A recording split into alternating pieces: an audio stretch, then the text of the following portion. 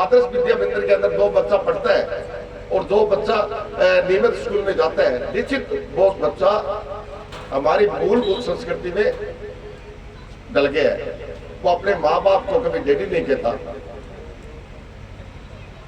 या अन्य किसी पक्षी कल्चर की बात की समर्थन नहीं करता। वो संस्कारित जो विद्या जो उनको विद्या से या विद्या भारती मिलती है उस हिसाब से चलता है। आज खुश इस बात का है कि मेरा भी बेटा आदर्श विद्या मंदिर में 6वीं से लेकर के 8वीं तक शिक्षक पढ़ा था, पर आज मैं इस बात के लिए प्रफुल्लित हूँ कि मेरा बच्चा उस संस्कृति में ढल गया है जो मेरी भावना है उसकी वो कदर करते हैं, नहीं कि अपने मन की बात करते हैं।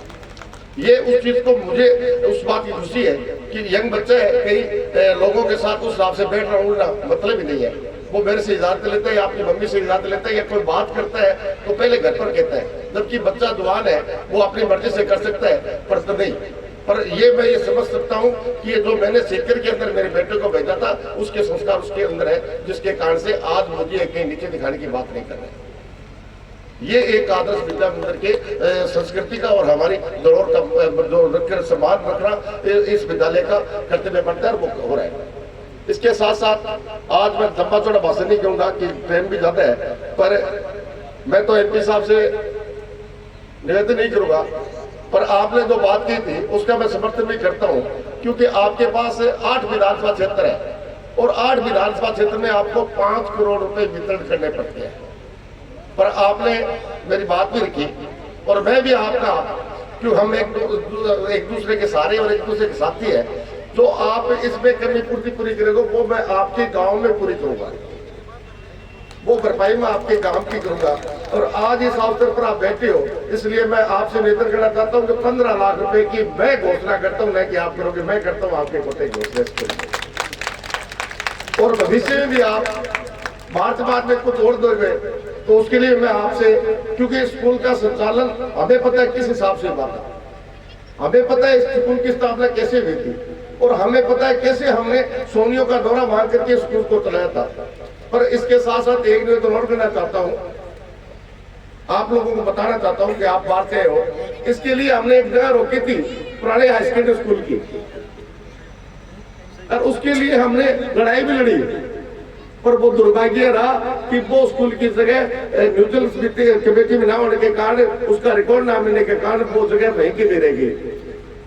पर मैं धन्यवाद दूंगा उस वक्त के विभाग प्रचारक राजाराम जी उनको, उन्होंने कहा भी ये स्कूल मेरे को छोड़ेगा तो नहीं, तो उन्होंने कहा इसमें गौशाला चलाओ। आदर्श विद्या के साथ साथ श्री कृष्ण घोष समिति 2002 से आज भी स्कूल में चल रही है, तो अच्छा संचालन हम लोग कर रहे हैं, ये भी इसके स्कूल के नाम से वो बड़ी है और आज अच्छी चल रही है। उसके अंदर 250 से लेकर के 300 गाय माता है, उनकी सेवा भी होती है और अच्छी व्यवस्था में गौशाला जगदीप जी सोनी और लालचंद जी उनके सहयोग से, बहुत से सब लोगों के सहयोग से, बुद्धराम जी सबने सहयोग करके वो स्थापित कराई थी। आज वो गौशाला अच्छी चल रही है, वो भी आदर्श विद्या मंदिर के नाम से स्थापित हुई थी।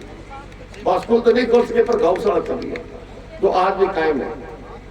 ऐसे संस्कार हमने यहाँ से प्राप्त किए और इसी तरीके से स्कूल विद्यालय के लिए जगह की शेख ने बताया था, भाई बुद्धराम जी को हमें सब पता है कि किस प्रकार से जगह यहाँ कैसे मिली। चलो फिर भी जहाँ संजोग था थोड़ी मिली, पर थोड़ी मिली तो ये हुआ कि राउस्टर के बीच में साइड में जाने से कोई मतलब हमारा लक्ष्य पूरा नहीं होता था, पर आज हमारा लक्ष्य पूरा है। और फिर भी स्कूल के अंदर जो भी सहयोग की जरूरत रहेगी समय समय पर देते रहेंगे और जहाँ जाना पड़ेगा वहाँ जाएंगे भी।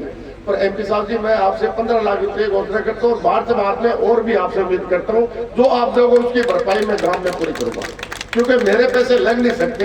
एक गाइडलाइन है कि एमएलए कोटे के 10 लाख रुपए लग सकते हैं, तो मेरे से पूर्व विधायक जी ने इसमें लगा दी थी, इसलिए मेरे लग नहीं सकते।